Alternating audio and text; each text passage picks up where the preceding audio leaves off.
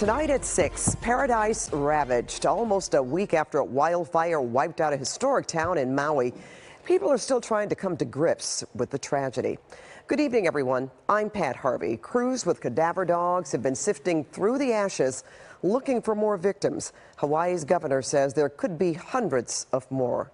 And at least 99 people are confirmed dead. About 1,300 people are still missing. The governor says about 500 hotel rooms are being set aside to house the evacuees, and Fema has started to provide $700 to displaced residents to cover the costs of food, water, first aid, and medical supplies.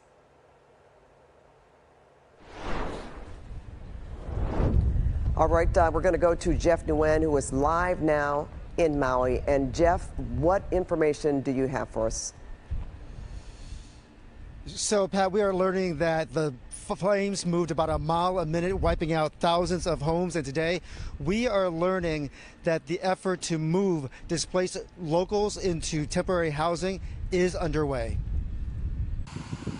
As firefighters put out hotspots on the island of Maui, search and recovery teams are making their way through the devastation. They will find 10 to 20 people per day probably until they finish. It's hard to recognize anybody, but they're able to determine if someone did perish. Hawaii's governor has been on the ground in the historic town of Lahaina, which saw the most casualties. The quickness with which it happened was the craziest part. This resident walked for miles along a road covered in thick smoke to get to safety. We walked about 4 miles. We were passed by over 20 vehicles. Others, like Cassandra Villasenor, jumped into the water to escape the flames. We had to go under the water to stay cool and, breathe as calmly as we could. At one point, this church sheltered nearly 300 evacuees. Last night, the governor's office relocated about 80 displaced locals into hotels for at least a month.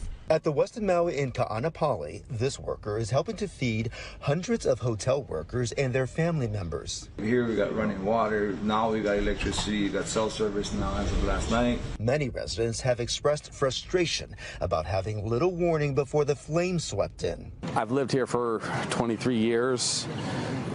I've heard the siren go many times, or heartbroken that people couldn't get out or didn't get alerted. The governor says a comprehensive review is underway to determine why the state's siren system failed.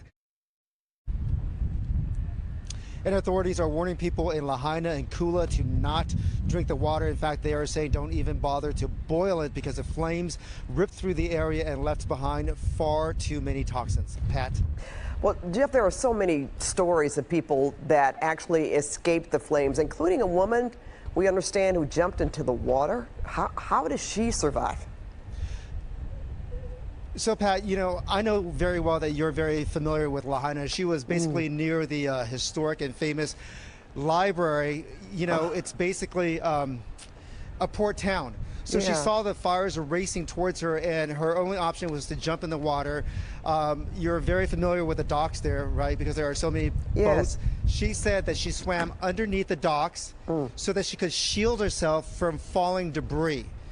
Then she would just go down, hold her breath, come up, and then on top of that, Pat, she said she noticed boats were exploding. Oh, right? my God. So then boats are on fire, they're drifting by her, and then she's swimming from the docks to like the front of boats to hold on to kind of just preserve herself so that she doesn't, have to tread for too long. She went from boat to boat to boat until she got to the far end of the docks where she could climb up where it was safe. And then luckily she was able to flag down the Coast Guard to rescue her, Pat. Oh my God, that's a remarkable story, Jeff. And just her bravery alone, thank God she could swim well, and the fact that there had to be so much smoke also.